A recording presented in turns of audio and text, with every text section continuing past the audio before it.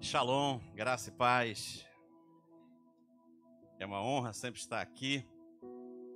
Eu costumo dizer que essa aqui é a minha segunda casa. Pode se sentar, fique à vontade, porque é assim que eu me sinto quando eu estou aqui. Como se eu estivesse na minha casa. Esse ambiente é um ambiente sempre muito agradável e prazeroso para mim. Sempre que venho até aqui, meu coração se enche de alegria. E quando eu comecei a buscar algo de Deus para compartilhar nessa manhã de domingo, a primeira coisa que veio ao meu coração foi a lembrança da velha escola bíblica dominical. Porque a EBD sempre fez parte da minha vida, desde que eu me converti há alguns anos atrás. Eu costumo dizer que metade da nossa relação foi vivida sem Cristo. Nesses quase 50 anos que a gente tem de relacionamento, 25 foram vividos sem Jesus e 25 com Jesus. Mas eu não sei vocês, mas na minha visão, domingo de manhã e escola bíblica tem tudo a ver, foi feito um para o outro. E como o pastor Paulo não me fez nenhuma recomendação especial, eu também não perguntei nada a ele, o que era para ministrar, eu quero fazer dessa manhã uma grande escola bíblica dominical. Se você concorda, diga amém. O assunto que eu gostaria de conversar com vocês hoje, nessa manhã, é sobre a importância da comunicação no ambiente familiar. Se você concorda com esse tema, diga amém. Então, abre a tua Bíblia em Jó, capítulo 2. Pastor, me permita fazer aqui um parêntese. Enquanto você abre aí em Jó, capítulo 2, o pastor estava falando aqui sobre finanças, e eu não sei porquê, só fui entender aqui, né? Mas quando saía de casa, veio ao meu coração esse desejo muito forte. Eu não sabia porquê, eu não sabia que eu ouviria o que o pastor falou, mas todas as vezes que eu saio para fazer uma ministração, eu levo um pendrive, a igreja sabe disso. É um pendrive que hoje está com 38 palestras. Só que dessas 38 palestras, 7 delas, eu falei, 7 delas tratam da relação da família com o dinheiro. Eu tenho aqui como lidar com o dinheiro sem gerar conflitos conjugais. Uma palavra tremenda. Eu vejo muito casal brigando porque não tem dinheiro, mas vejo muito casal brigando porque tem dinheiro.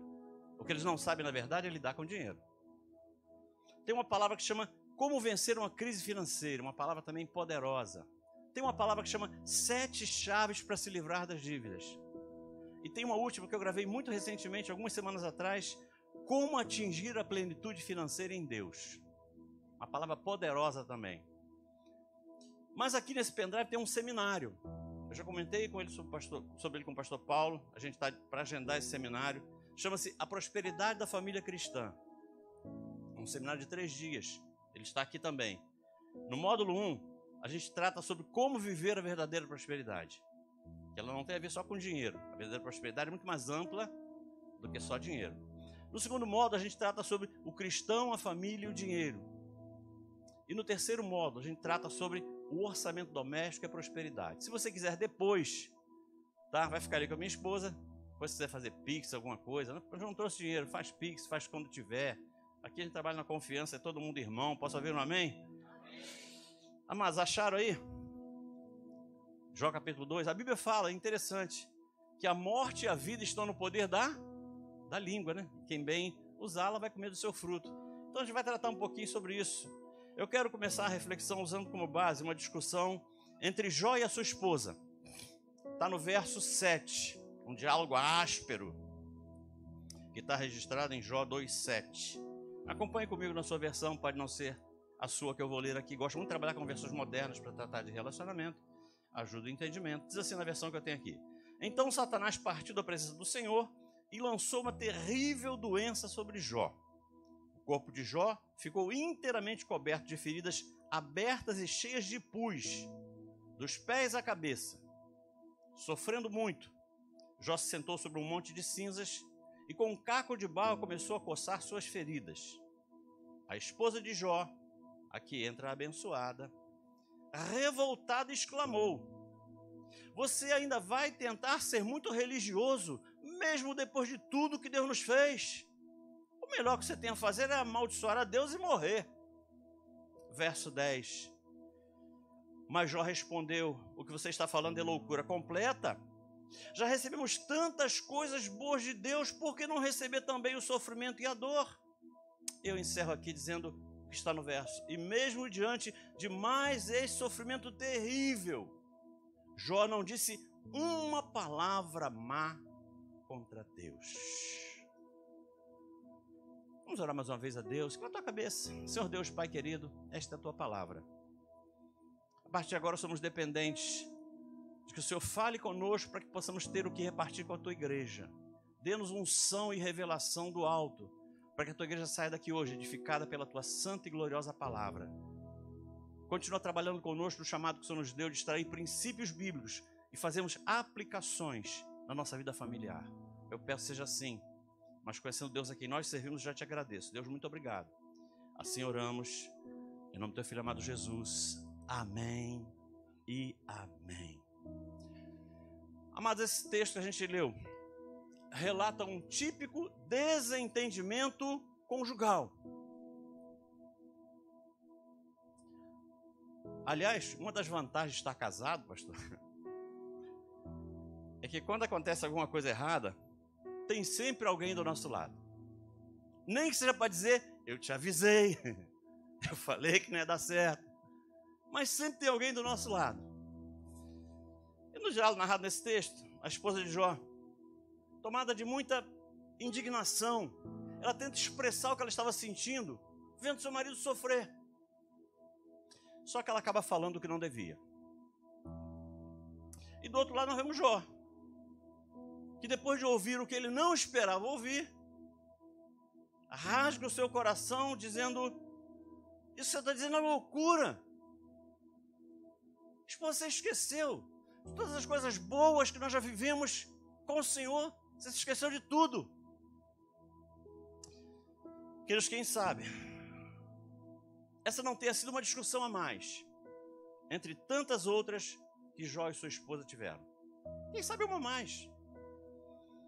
Eu não sei se as palavras utilizadas por eles foram realmente essas, né? Eu não sei se a Bíblia tentou aplacar um pouco a ira deles na discussão, porque toda discussão entre casais é uma discussão dura. Não sei se a Bíblia tentou aplacar alguma coisa, mas não importa. O que eu consigo extrair da essência dessa discussão era como se a esposa de Jó estivesse dizendo: Jó, você vai continuar tentando defender Deus. Depois de tudo que ele fez a gente sofrer, você vai continuar defendendo Deus. E seu marido responde, dizendo: olha, você que não está entendendo nada, esposa. Como é possível não bendizer o nome desse Deus, que fez tantas coisas em nosso favor até hoje? Ou seja, Jó e sua esposa olhavam para os mesmos feitos de Deus. Jó e sua esposa olhavam para o mesmo Deus, mas eles tiveram uma leitura completamente diferente. A leitura da esposa de Jó foi uma e a leitura de Jó foi outra. O episódio havia sido o mesmo, os episódios haviam sido os mesmos. E vamos ser sinceros, quantas vezes já não aconteceu a mesma coisa dentro da nossa própria casa?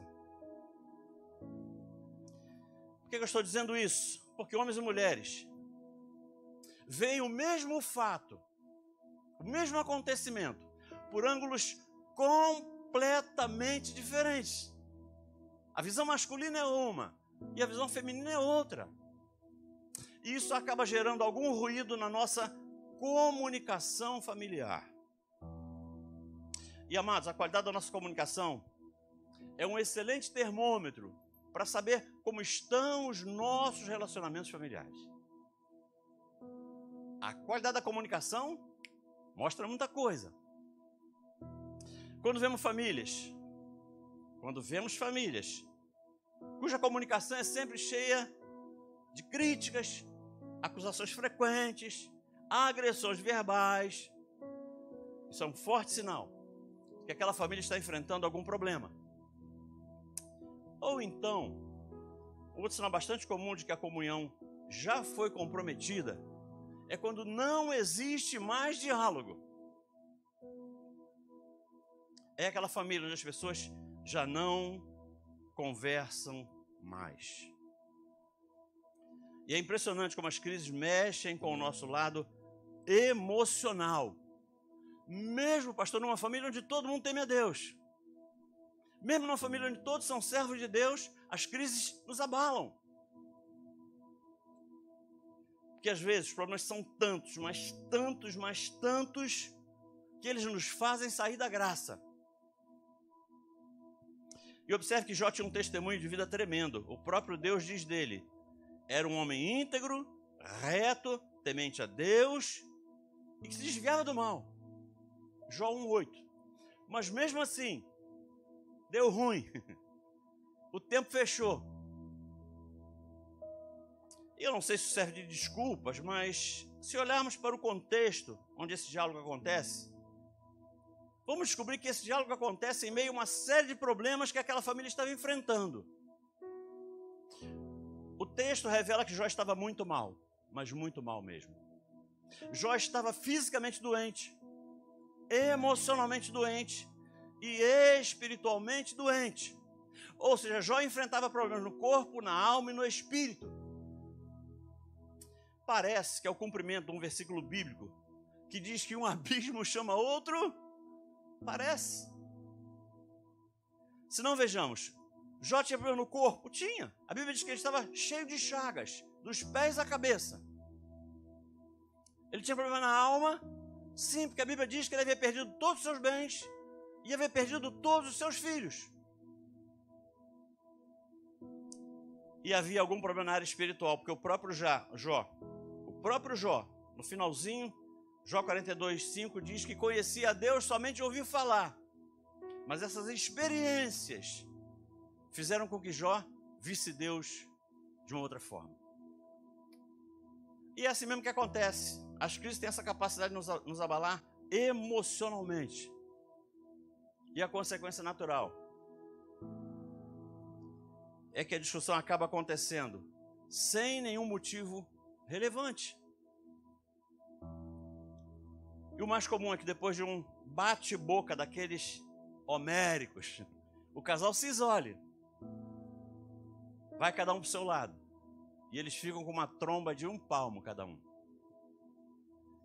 Me faz lembrar um casal que tinha discutido na semana anterior. E a discussão foi feia. Eles já estavam uma semana sem se falar. Só que no dia seguinte tinha uma reunião para ele muito cedo. E a esposa acorda muito cedo para colocar as crianças para a escola. E ele teve desejo de falar com ela antes de dormir. Me acorda cedinho quando você acordar para colocar as crianças na escola, que eu tenho uma reunião hoje atípica. Num horário onde eu não estou acostumado a ir para a empresa, eu vou ter que ir muito cedo para uma reunião com o meu diretor. Só que na hora de falar com ela, ele se lembrou. Já tem uma semana que eu não falo com ela. Não vou dar esse braço a torcer, mas não vou mesmo. Não vou, relutou.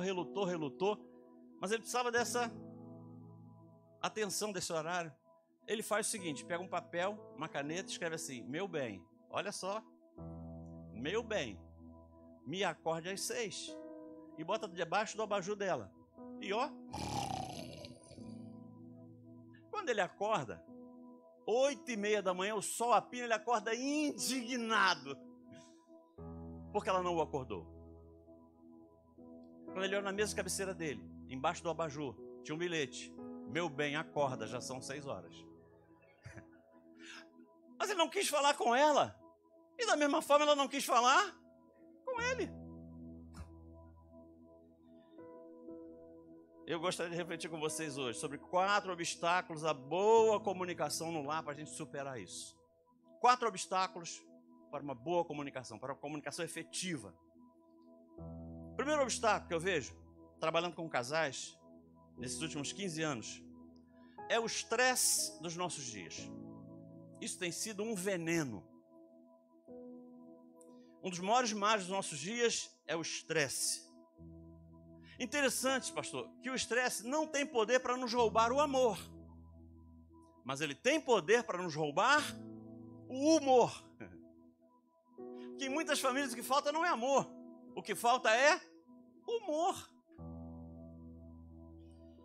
E o pior é que homens e mulheres não sabem lidar um com o estresse do outro. Como é que funciona um homem estressado? Minha irmã, você sabe como é que funciona um homem estressado? Ouça, um homem estressado não quer papo. Não quer. Ele está estressado. Ele não quer papo, não quer conversa. Ele pode estar com um baita problema no trabalho. E a mulher olha e reconhece. Aí ela fala assim, meu bem, e aí? Algum problema? O que ele fala? Ah, pensei que era só na minha casa. Não. Aí ela fala, eu te conheço, eu sei. Tem algum problema aí? Ele fala, não, nada não. E ele ainda reforça. Minha irmã, se ele chegou em casa e você percebeu que ele estava estressado, faz o que a Bíblia manda. O que a Bíblia manda? Fuja da aparência do mal. Sai de perto, minha irmã, ele está estressado, vai dar ruim. Já reparou que o marido estressado chega em casa? A primeira coisa que ele pega é o quê? O controle remoto. Aí ele vai lá e liga. Liga lá a televisão, pega o controle remoto e fica assim, ó.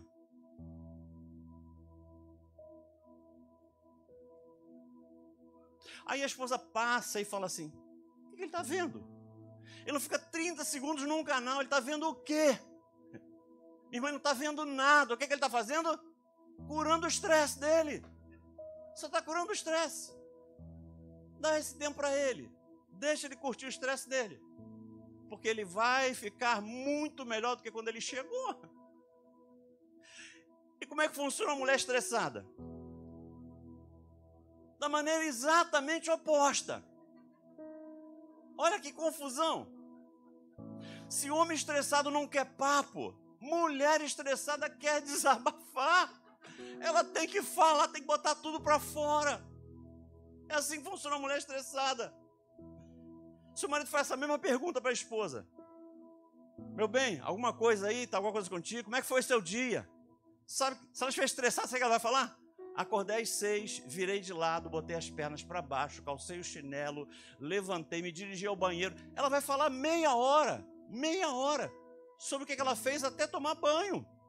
Porque ela quer falar, ela quer botar para fora, ela quer vomitar tudo. Ela está estressada. Ela precisa falar. E o que ela precisa nessa hora? De um marido que esteja disposto a ouvir tudo aquilo que ela quer falar.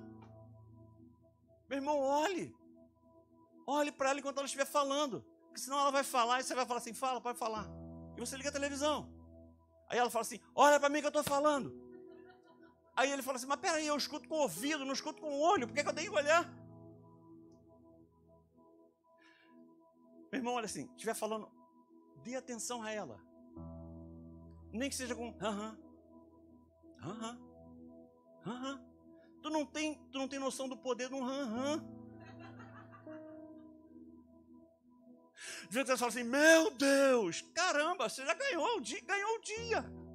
Meu Deus, foi mesmo? Meu Deus. Se você estiver bem nesse dia, vamos estimar que você está bem, você está muito bem nesse dia. E ela está mal. Você esperou ela falar tudo e ela não curou o estresse dela ainda. Você fala assim, não, peraí, essa você vai ter que repetir. Não, essa você vai falar de novo. Manda ela falar de novo. Ela vai repetir tudo de novo. E ela vai curar o estresse dela. Se homem com problema quer solução, mulher com problema quer falar, é exatamente o contrário. Isso aqui é uma cena comum. Eu já vi muita coisa perto disso lá em Nova Iguaçu. A esposa chega no trabalho estressada. Meu bem, não está dando. Esse emprego vai acabar me matando. Porque mulher é assim, né? Não, mulher é assim. Não, mulher é exagerada, ela é assim. Esse emprego vai acabar me matando. O marido entende o quê? Que ela está querendo uma solução. O que ele vai fazer? Vai tentar dar uma solução para ela. Só que ele se esquece que mulher não funciona como homem, ela não funciona como ele. Ele desejaria uma solução, mas não é isso que ela quer. Quando ela fala isso, o que ela quer? Só quer falar, ela quer ser ouvida. Aí o que o marido faz? Fica tentando encontrar uma solução. Ele fala assim, pede para uma colega tua de trabalho te ajudar então. Aí ela fala assim, tu acha que só eu que estou estressada de trabalho? Ela também está, vai me ajudar nada. Mas ele já vai ficando. Aí ele fala, então faz o seguinte, fala pro teu chefe, para contratar alguém para botar para te ajudar. Aí ela fala assim, bobinho. Tu acha que só eu tô assoberbado? Ele também tá. Ele também tem tanta coisa para fazer, não consegue nem para ajudar ele, vai botar alguém para me ajudar. Aí o marido não aguenta mais e fala assim, então pede demissão dessa porcaria desse trabalho e vai embora. Aí ela fala assim, tu é um estúpido, tu é um grosso, a gente não pode nem conversar com você. Tem gente que já se viu nesse diálogo. Por quê? Porque na cabeça dela, ela quer falar. E o marido fica tentando encontrar a solução. Gente, por que isso dá ruim? Olha só, por que isso dá ruim? Porque na cabeça do marido ele se acha um incompetente. Eu não consigo ajudar minha esposa. Ele se acha um incompetente. E na cabeça dela? Na cabeça dela, a hora que ele encontrar uma solução, a conversa acaba. E o que ela mais estava gostando era da conversa. Então, não vai acabar nunca. Meu irmão, tu pode dar 399 soluções que ela não vai aceitar nenhuma. Porque ela não quer solução. Ela só quer colocar para fora tudo aquilo que ela está sentindo, tudo aquilo que está apreendendo ela, que está deixando ela nervosa, está deixando ela preocupada. Tem que inventar solução nenhuma. Fala assim, olha, sinceramente, eu não sei como é que você aguenta. Vamos orar. Pronto, acabou. Posso ouvir um amém? Vamos caminhar. Segundo obstáculo à boa comunicação no lar, sabe qual é? É o medo de ser reprovado. Pastor, não entendi. Principalmente quando a pessoa que não quer falar está envolvida com alguma coisa errada. Se aquele membro da família se envolveu com alguma coisa errada, e você vê pelo semblante que ele está preocupado, ela está preocupada, e você começa a querer arrancar alguma coisa e ela não fala. Normalmente é porque ela se envolveu com alguma coisa errada. E se esse membro da família que se envolveu com alguma coisa errada imaginar que ao falar vai ser reprovado, vai ser condenada, vai ser julgada, aí mesmo é que não fala. Aí não fala. Se passa pela cabeça daquele que fez alguma coisa errada, que se falar, o pau vai descer, aí não fala mesmo. Aí não fala, aí se fecha. Normalmente a pessoa fica com medo de se abrir. E a estratégia correta nessa hora não é pressionar para que a pessoa fale. Não é botar na parede e exigir que a pessoa fale. É simplesmente, tão somente, dar abertura ao diálogo. Pastor, como é que eu faço isso? Exercendo graça e não pressionando. Dando sinais de que a pessoa pode se abrir, porque a família é o local mais confiável e que exista mais graça na face da terra para a pessoa se abrir. Todos nós precisamos acreditar que o nosso lar é o lugar mais confiável. Todos nós precisamos acreditar que o nosso lar é o local mais acolhedor da face da terra, para que possamos abrir o nosso coração. A família tem que ser um ambiente onde prevaleça a graça de Deus. Posso ouvir um amém? Amados, eu conheço famílias que se parecem mais com um tribunal de bandidos, com execução sumária. Fala, fala, fala. Se falar, morre. E se não falar, morre também. Meu amado, nosso lar precisa ser uma central terapêutica e não um tribunal de acusação. Nosso lar tem que funcionar como um hospital de campanha, em meio a uma guerra que a gente vive todo dia lá fora. O nosso lar tem que ser um espaço para receber todos aqueles que chegam feridos no final do dia pelas batalhas que viveu, que enfrentou. Numa família onde as pessoas já entenderam como funciona a graça de Deus, qualquer membro pode se abrir sem medo de ser condenado, sem medo de ser condenada. Numa família onde a graça de Deus seja uma realidade, uma esposa se sente confiante para se abrir com seu marido sobre um assédio no trabalho. Numa família onde existe a graça de Deus, um marido pode se abrir com a sua esposa acerca de uma mulher que o atrai no trabalho. Se não houver graça, entra ciúmes, entra desconfiança, entra crítica e até mesmo condenação. Numa família onde as pessoas já entenderam como funciona a graça de Deus, um filho pode se abrir com seus pais sobre um amigo que está lhe oferecendo drogas na escola. Numa família que já vive debaixo da graça de Deus, uma filha adolescente pode chegar para sua mãe e dizer a temperatura que chegou o seu namoro.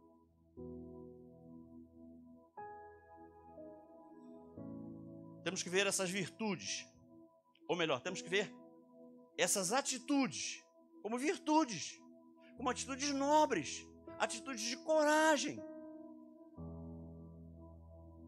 Mas para que isso aconteça, nessa família precisa haver graça. Um tem que ter gerado confiança no coração do outro.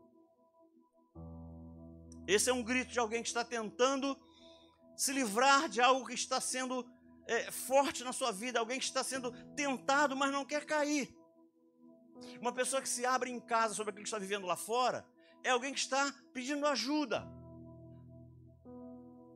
Porque se quisesse cair, tinha caído e não tinha trazido para casa. E não tinha se aberto em casa, tinha caído. Essa atitude de pegar alguns dos nossos fantasmas de estimação e trazê-los para a luz é nobre. Essa atitude de pegar os nossos fantasmas de estimação e trazer para a luz merece elogios. Porque enquanto as nossas tentações não forem expostas à luz, elas estarão debaixo do poder das trevas. E você sabe que é o príncipe das trevas? Não é o Batman, não. Não. O príncipe das trevas é Satanás. Além do que, a transparência total e absoluta é a melhor vacina que eu conheço para o pecado e para a tentação. Por quê? Porque quando você se abre, acabou o argumento do inimigo. O inimigo não tem mais como nos tentar. Por quê? Porque a família já sabe a luta que a gente está travando. A gente já pediu ajuda à família. A gente já se abriu em casa. Terceiro e penúltimo obstáculo à boa comunicação é a falta de cuidado em procurar o melhor momento. Pastor, não entendi. É a falta de cuidado em procurar uma oportunidade ideal para falar algo difícil.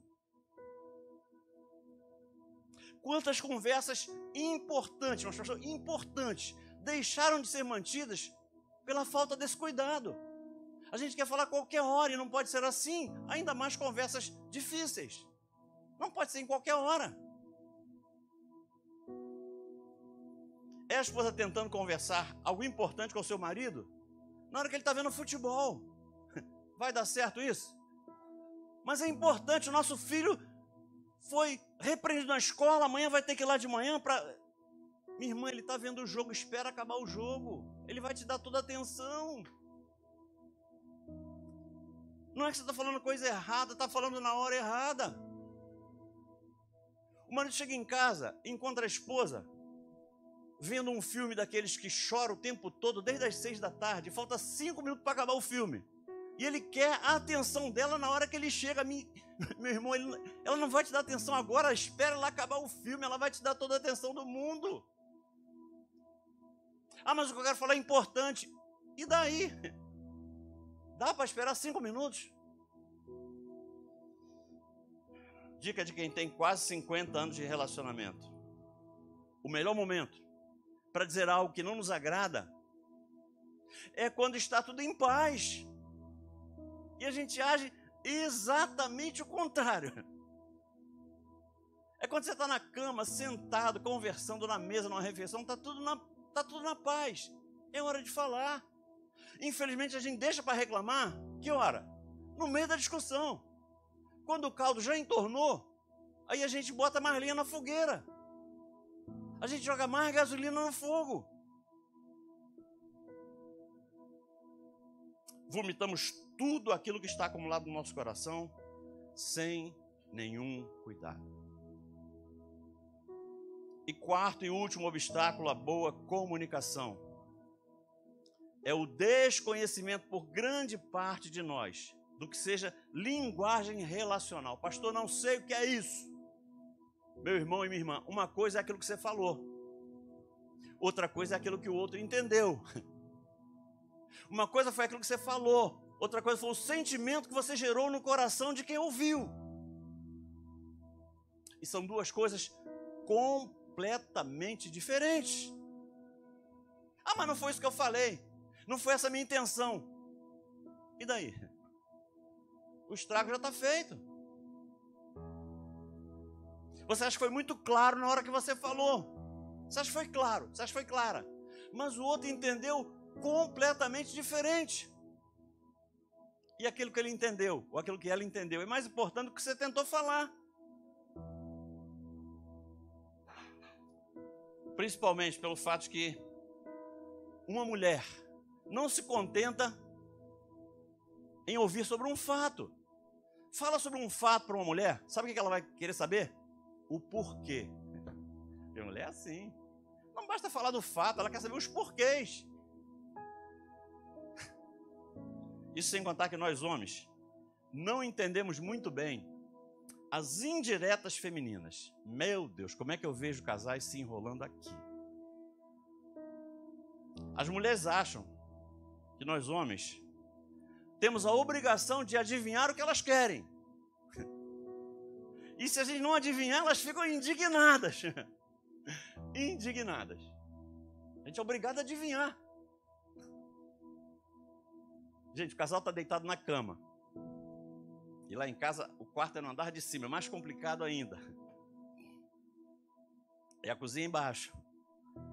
Aí a esposa fala assim, meu bem, tô com uma sede. O que ela está falando? Levanta da cama, desce, vai lá embaixo e pega um copo de água para mim. Sim ou não? No outro dia eu falei assim, eu não tô com sede não, bebi 2 copos de água antes de subir. Quase deu ruim. Quase deu ruim. A esposa fala assim, meu bem, meu pé tá assim, ó. Nossa, meu pé, você não tem noção, meu pé, fiquei o dia todo no salto, meu pé tá... O que ela está falando? Pô, pega um cremezinho lá, dá uma massagem no meu pé. Sim ou não? Aí sabe o que o cara fala? Ué, o sofá tá aí, não tem ninguém sentado. É só sentar e botar a perna para cima, tá esperando eu mandar? Ué, senta e bota a perna para cima. Gente, o marido pega a chave do carro, a irmã tá rindo. O marido pega a chave do carro e fala assim, meu bem, eu vou ali fazer a barba, eu vou ali cortar o cabelo. Aí a esposa fala assim, aproveita que você vai lá, compra uma dúzia de ovos, um absorvente interno médio, 2 quilos de açúcar demerara. A mãe falou assim, meu bem, a barbearia onde eu faço a barba não vende nada disso. Eu te garanto que não vende, não tem nada disso. O máximo lá é chopp, não tem isso lá não. Ele me faz lembrar uma história. Tem tempo, pastor? Tem tempo? Me faz lembrar uma história. O marido estava fazendo 20 anos de casamento e resolveu levar a esposa a um local onde ele havia estado com ela quando eles começaram a namorar para comer um banana split. Tem gente que não sabe nem o que é banana split, pastor. É coisa de 20 anos, né? É 2 fatias de banana com um sorvete por cima. E ele queria levar a esposa lá porque estava fazendo 20 anos de casado e ele lembrou que no início do namoro, quando ele pediu ela de namoro, foi lá. Ele falou, vou levar ela lá. E ele parou o carro, desceu e foram se aproximando do balcão. E ele olhou aqueles letreiros bonitos em acrílico que ficam ali, né?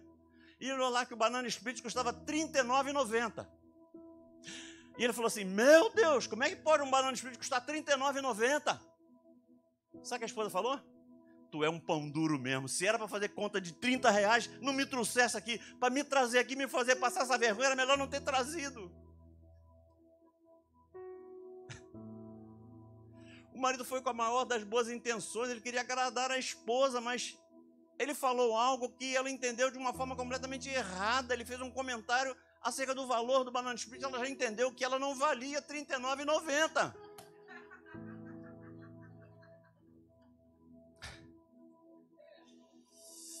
Querido, aquilo que o outro entendeu é mais importante do que aquilo que você tentou falar. Para não ficar só em problema, eu prometo ser rápido. Quantos me dão mais 10 minutinhos aqui? Dá um sinal. 10, 20, 30, 40, 50, 60... Não, já deu. Eu só quero falar sobre 3 recomendações bíblicas para melhorar a qualidade da nossa comunicação. Pode ser? 3 recomendações bíblicas. E que às vezes, por não serem bem compreendidas, nem por nós que buscamos a Deus todo dia, acabam gerando conflito. Primeira recomendação bíblica tem a ver com o que está em Tiago 19.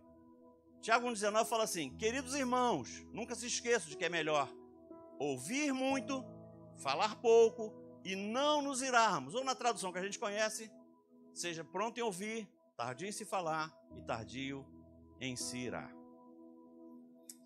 A recomendação bíblica que está por trás desse versículo é simples e a gente às vezes se enrola aqui. Nós precisamos desenvolver a arte de ouvir. É isso que o versículo está falando para mim e para você. Temos que ouvir melhor. Temos que aprender a ouvir. Para quê? Para nos comunicarmos melhor. Sabe por quê? Nós falamos muito e ouvimos pouco. Esse é o problema. Infelizmente, ouvimos muito pouco. E quando nos propomos a ouvir, ouvimos muito mal. Sabia que tem gente que só ouve por educação? Você está falando e a pessoa está olhando para você, mas você vê que ela não está ouvindo nada. Ela está ali fazendo um gesto de educação pura e simples. Você perguntar para ela o que você falou, ela não sabe. E a gente faz isso dentro de casa. A gente ouve por educação, a gente ouve para ser simpático. Quando, na verdade, nós temos que ouvir, não por educação, não para ser simpático. Nós temos que ouvir para entender o que vai no coração do outro. Porque a Bíblia diz que a boca fala do que o coração está cheio. Então, quando você ouve alguém, você acaba entendendo o que está permeando o coração dessa pessoa. Já reparou que tem muitos cursos de oratória por aí e não tem nenhum curso de ouvinte? Ou seja, tem muita gente querendo aprender a falar melhor, mas tem pouquíssimas pessoas conscientes que não sabem ouvir. Querido, a gente pede para que o outro fale rápido. Fala. Nós não esperamos nem o outro acabar de completar a frase. E nós já estamos falando. Sim ou não? Olha o que a Bíblia diz para mim e para você. Provérbios 18, 13. Provérbios 18, 13. Se você se apressa em dar a sua opinião, antes de ouvir os fatos, está mostrando que é um tolo, você devia se envergonhar. Pastor, está na Bíblia? Está, Provérbios 18, 13. Ouvir é muito mais do que escutar. Ouvir é permitir que aquilo que você escuta desça até o teu coração. Se nós não dermos atenção devida a quem está falando, estaremos desmerecendo, desrespeitando essa pessoa. Quem não dá atenção devida a quem está falando, nunca terá a atenção necessária para ser ouvido. Segunda recomendação bíblica para melhorar a nossa comunicação está em Provérbios 23. Diz assim: é uma honra dar fim a contendas, mas todos os insensatos envolvem-se nelas. Pastor, qual é a recomendação de Deus aqui? É que nós nunca podemos tomar partido em meio a um conflito familiar. A honra está não em decidir de que lado nós vamos ficar. A honra está em promovermos a paz. O texto diz que precisamos tomar ciência do que está acontecendo, sim, mas não para dizer quem está certo e quem está errado. Nós temos que tomar conhecimento do que está acontecendo para tentarmos ajudar e restabelecer a comunhão. Porque a tendência natural de quem se depara com um desentendimento familiar é tomar partido de alguém. A gente procura saber o que está acontecendo e fala: não, você está certo e você está errado. E isso é uma péssima atitude. Nunca devemos colocar mais lenha na fogueira, gente. Mateus 5,9 fala assim: felizes aqueles que procuram promover a paz, pois serão chamados filhos de Deus. Quantos são filhos de Deus aqui? Nós somos promotores da paz. Precisamos ter um posicionamento ativo, mas ativo em favor da pacificação. Por que eu digo isso? Porque nós nos contentamos em não sermos os promotores da confusão. A gente fala assim, mas não fui eu que comecei. Não fui eu que criei caso. Não fui eu que gerei a discussão. Não basta. Mesmo que não tenha sido você que gerou, que provocou, que motivou, você tem que ainda assim promover a paz. Não ter se envolvido, não ter provocado não é suficiente. Deixa eu fazer um parênteses, porque eu não sou contra uma discussão. Nós temos que discutir tudo aquilo que precisa ser discutido. Só que nós temos que discutir com a motivação correta. E aqui a gente erra. Sabe o que a gente discute? Eu não sei na sua casa. Sabe o que a gente discute? Para quê? Para provar que está certo. Sim ou não? Toda discussão em família, acerca de qualquer assunto, precisa ter como objetivo chegar a uma conclusão e não provar que tem razão. A gente discute para conseguir o consenso. A gente discute para ouvir todo mundo e chegar a um denominador comum. Senão, meu irmão, tu vai discutir até meia-noite com a tua esposa. E homem é bom de argumentação. Homem é fera em argumentação. Tu vai discutir até meia-noite e vai provar que tem razão. E a tua esposa falar assim, beleza, a razão é tua.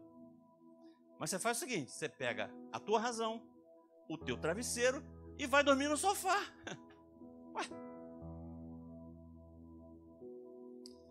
Terceira e última recomendação, e eu termino aqui, para melhorar a nossa comunicação. Tem a ver com o que está em Efésios 4:25. Diz assim, se você marcar Efésios 4:25, diz assim, deixem de mentir uns aos outros. Falem a verdade, pois somos membros uns dos outros, e quando mentimos uns aos outros, estamos fazendo mal a nós mesmos. A Bíblia diz que nós temos que deixar de mentir. Qual é o cuidado que temos que ter na interpretação desse versículo? Nós não podemos confundir falar a verdade com ser mal educado. Falar a verdade é uma coisa, ser grosso ou ser grossa é outra coisa completamente diferente. Nós temos que falar a verdade, sim ou não? Mas com amor. Temos que falar a verdade com amor. A esposa fala assim, mas tu deixa essa toalha molhada todo dia na cama aí, hein? Eu não sei se ele veio hoje. Veio hoje? Não sei se ele veio hoje. Mas ela fala assim, meu bem, gostaria muito, ficaria muito feliz de eu entrar no nosso quarto, encontrar a sua toalha pendurada no banheiro. Mudou assim ou não? Mudou tudo. Os dois trabalham fora, o marido chegou e a esposa demorou um pouco. Aí o marido falou assim, isso é a hora de você chegar em casa? Se ele fala assim, meu bem, fiquei tão preocupado por você não ter chegado até agora. Você podia ao menos ter me ligado. Isso me tranquilizaria. Mudou assim ou não? Porque toda vez que você começa uma frase com você está acusando. Soa como acusação. E o que a pessoa vai fazer? Se defender. É óbvio. Fale de você mesmo. Fala do sentimento que aquela atitude gerou em você. E o outro não tem como contestar. Você fala assim, ó, fiquei triste com o que você me falou. O outro vai falar o quê? Ficou triste. Você falou, acabou, deu ruim.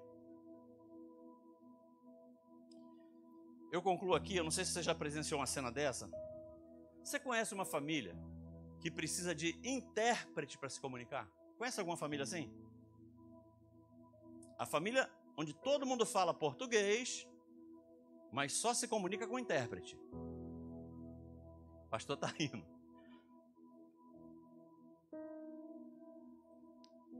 É complicado isso, gente. É muito complicado. O pai fala com a filha assim, fala lá para tua mãe.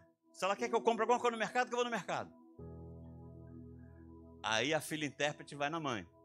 Mãe, papai perguntou se ela quer que compre alguma coisa no mercado. É claro que eu quero, já pedi há meia hora, não foi ainda não? Aí a filha intérprete volta. Papai, mamãe falou que precisa muito que o senhor compre aquilo que ela pediu para o senhor.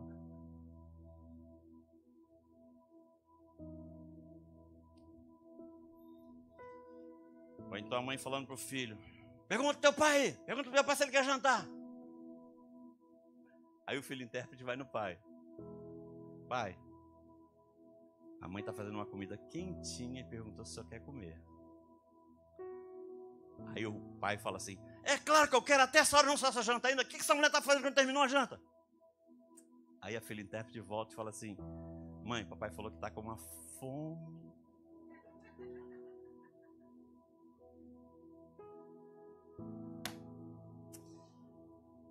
O propósito da palavra de hoje foi nos despertar para a importância de sermos mais cuidadosos com a forma com que falamos.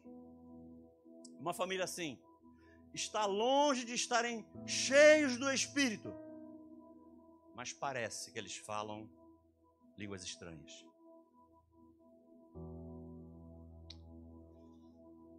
Queridos, se nós não formos senhores das nossas línguas, nós seremos escravos das nossas palavras. Mas antes de fechar, eu quero voltar lá na família de Jó, e eu fecho aqui. Existe um consenso no nosso meio de que o Jó era um bom homem. A Bíblia diz, o próprio Deus fala dele que ele era um bom homem. Só que a esposa de Jó é muito criticada no nosso meio. Alguns pregadores crucificam a mulher de Jó pelo que ela falou. Mas eu creio que a história do livro de Jó dá um excelente testemunho de quem foi essa mulher, de quem foi essa esposa. Porque aquela esposa passou por uma crise sem precedentes. Mas ela passou por toda aquela crise ao lado do seu marido e ela não foi embora. Porque muitas teriam ido no meio dessa crise. Ela não foi, ela ficou ali. Jó poderia nem ouvir mais, cheio de feridas. Jó podia não ver mais, cheio de feridas. Mas ele sabia que a sua esposa estava do seu lado. E o lindo nessa família é que depois que a poeira baixou, Jó e sua esposa voltaram a se amar. Olha que coisa linda, voltaram a se amar. Tanto que está no livro de Jó. No livro de Jó está registrado, depois de tudo que aconteceu, eles tiveram outros 10 filhos. Prova de que aquela relação não se rompeu. A Bíblia diz em Jó 42:13, e também teve 7 filhos e 3 filhas, e no verso 15, e em toda a terra não se acharam mulheres tão formosas como as filhas de Jó. Ou seja, aquela família ficou reduzida a apenas um casal, mas aquela aliança não se rompeu, apesar de toda a crise. Por isso o testemunho dessa família é um testemunho digno de ser citado. Por isso eu resolvi pegar essa família, que tem crises, atravessa crises como todas as nossas famílias atravessam. Mas é uma família que sabe superar as suas crises. Que passa pelas crises, passa. Mas não fica nelas. Passa por elas e depois vai dar o testemunho. Passa por elas, mas passa glorificando a Deus. Passa sabendo que serve um Deus todo-poderoso que não nos abandona. E não é alheio às nossas crises. Ele passa com a gente. Vamos ficar em pé, eu quero orar.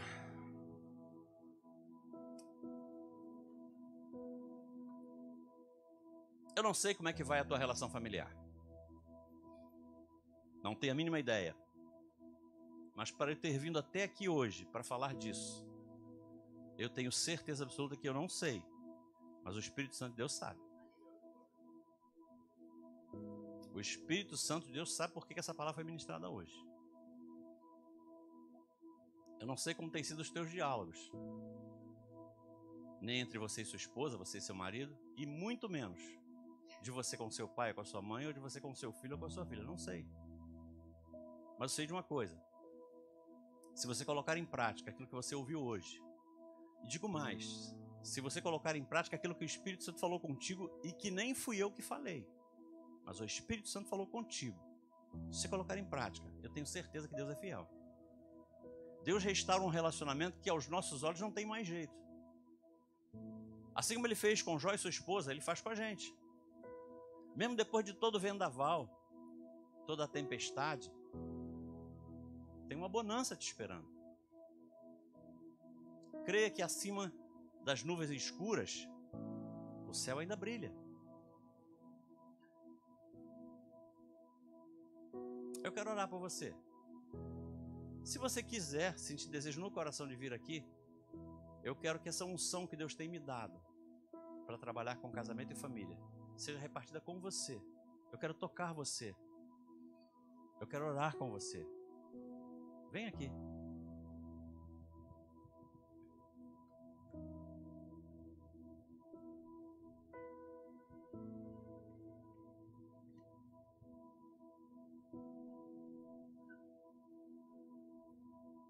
Eu tenho certeza que nós estamos com o tempo esgotado, mas eu não quero deixar de fazer isso. Eu não quero ir embora e ser cobrado por Deus depois por não ter feito isso. Eu quero orar por você. Eu quero orar por você. Mesmo que o inimigo esteja falando com você assim, pastor, você não conhece o meu caso. Meu caso não tem mais jeito. Eu estou aqui sozinho. Eu estou aqui sozinha. Deus sabe. Eu não sei, mas Deus sabe. E Deus só precisa de um ato de fé. Sabia que Deus não responde à nossa fé? Que é isso, pastor? Isso é heresia.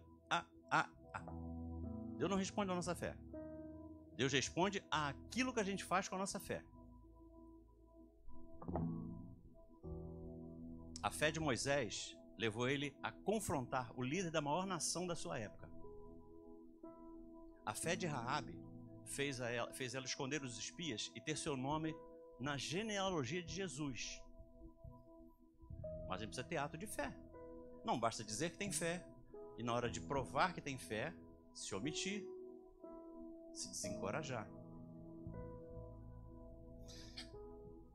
Levanta as suas mãos para cá, igreja. Levanta as suas mãos para cá. Senhor Deus, Pai querido, te damos graças, te louvamos e bendizemos. Sabemos que o inimigo é um psicólogo milenar e tenta o tempo todo nos demover da verdade, da fé que tem no nosso coração, de seguirmos a Ti e crermos que em Ti seremos mais que vencedores. Ele fica o tempo todo tentando nos provar que não há mais jeito, não tem solução, que o nosso caso é um caso perdido.